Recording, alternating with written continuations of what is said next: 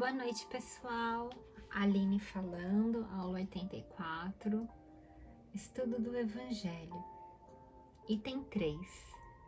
Jesus revela-se ao cego.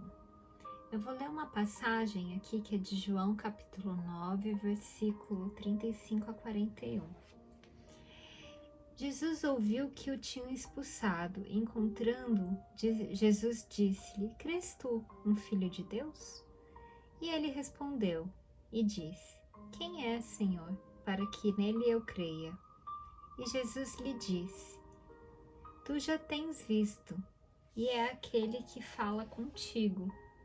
E ele disse: Creio, Senhor, e o adorou. E disse-lhe Jesus: Eu vim a este mundo para o juízo, a fim de que os que não veem vejam, e os que veem sejam cegos. E aqueles dos fariseus que estavam com ele, ouvindo isso, disseram-lhe: Também somos nós cegos? Disse-lhe Jesus: Se fois cegos, não tereis pecado. Mas, como agora dizeis, vemos, por isso o vosso pecado permanece. Bom, vamos pensar numa reflexão acerca dessa passagem. Os primeiros aspectos, eu quero pensar nos aspectos de cura do cego, né? Que é a lei de causa e efeito, o potencial da fé do cego e as reformas, que é a parte mais bonita, as reformas assumidas, né, pelo cego. Então, era um cego pobre, despido de sabedoria, e ele foi curado, né? Ele afirmou a crença no Filho de Deus e o adorou com humildade e com fé. E os fariseus, que não eram pobres, eles não eram cegos, os fariseus que tinham sabedoria terrena, que estavam dentro da igreja, que viam Jesus, não creram em Jesus, né? E o cego que não enxergava acabou enxergando, e enxergando melhor até do que os fariseus.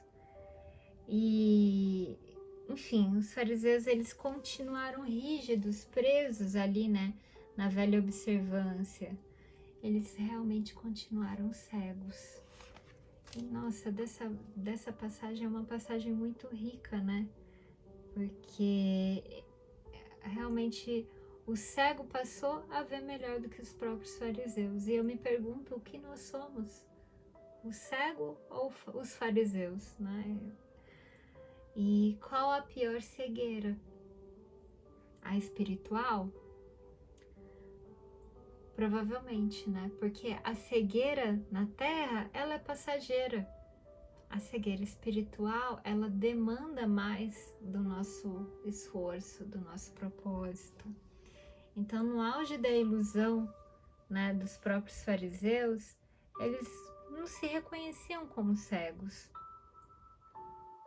E a confusão foi tal, né, que na passagem, porventura somos cegos também? Eles realmente ficaram confusos.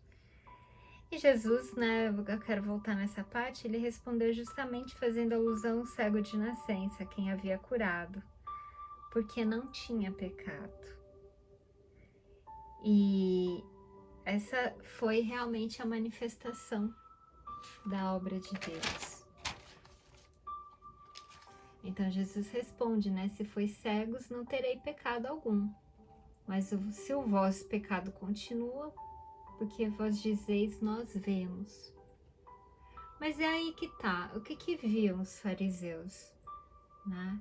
Daí, enfim, viam o mundo, viam as casas, as coisas da terra, viam o dinheiro, né? Eles estavam presos ao material.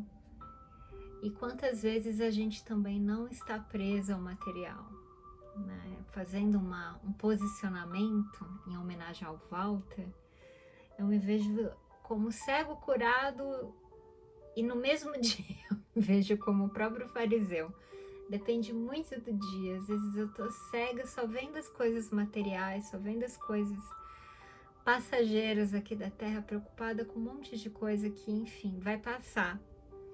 E então eu sou como fariseu, ao mesmo tempo que a minha busca pela espiritualidade me mostra algo mais a longo prazo, uma cura de uma cegueira, né? Eu não me dou por cega totalmente. Eu me esforço para não ficar cega, né? A todo momento vem a cegueira, vem os fariseus, e daí eu busco pelo milagre, né? Que é buscar sabedoria, buscar de fato mais do que o material. E daí voltando aqui uma passagem de Paulo, né, que é evidente que pela lei ninguém será justificado diante de Deus, porque o justo viverá da fé. Então, cada um tem o que merece, lei de causa e efeito. Então, os milagres eles chegam na hora certa. E daí, voltando para os fariseus, eles realmente não viam Jesus, não viam a cura do cego, não viam o cego, não viam as obras de Deus. E é interessante, né? Porque todas essas obras de Deus, elas foram manifestadas ali perante os olhos deles, e eles ainda assim questionavam, né? O cego, ele foi curado diante de todos, né? As obras, elas foram realmente ali manifestadas diante dos olhos dos fariseus, e eles ainda questionaram. Daí, enfim, as graças de Deus, elas se iluminam pelo caminho da vida, né? E realmente, através dessas obras que a gente pode almejar o reino da felicidade, né? Imortal, que é tempo ao tempo, dentro do processo, um dia de cada vez, como diz a avó. E quem ama a Deus procura realmente cercar dessas obras, né? Fazendo um adendo da última aula que eu dei, né? Do que a gente se alimenta, né? Da aula do pão da vida, né? Então, se eu me cerco dessas obras, daí é o quanto eu busco ver também, né? O quanto eu busco sair um pouco do material e adentrar ao que é imortal, que é todos esses ensinamentos para a alma. E daí, eu vou pegar aqui uma passagem que eu achei do Emmanuel para fechar a aula de hoje. Tem uma passagem aqui do Fonte Viva, né, capítulo 89, que eu acho que que fica de reflexão final sobre essa passagem, que é: a cada aprendiz a sua lição, a cada trabalhador na tarefa que lhe foi cometida, a cada vaso sua utilidade, a cada lutador com a sua prova necessária. Assim, cada um de nós tem o testemunho individual no caminho da vida. Nada ocorre à revelia dos divinos desígnios. Bartimeu, o cego, soube responder solicitando visão. Entretanto, quanta gente roga acesso à presença do Salvador, e quanto por interpelada responde em prejuízo próprio. Lembremos-nos que por vezes perdemos a casa terrestre, a fim de aprendermos o caminho celeste.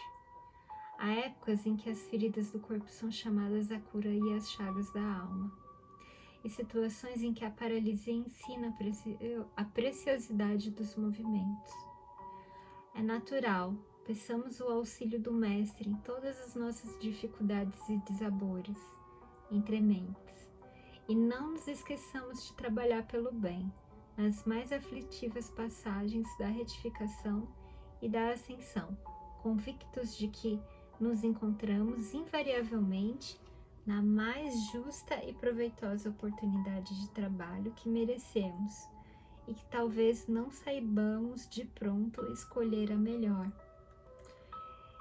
E é isso, turma, né? Tem dia que a gente é o fariseu, tem dia que a gente é o cego, e o nosso curso nos convida a ser menos fariseus no dia a dia, a buscar de fato, né, a cura da cegueira, né, ver as obras de Deus, pequenas coisas, sabe? Até voltando para a reflexão, não se trata de grandes milagres, igual é a passagem. Se trata dos pequenos milagres da vida. Como, por exemplo, eu consegui dar essa aula sem o Pedro chorar ou me solicitar. Tá vendo? São pequenos milagres da vida, né?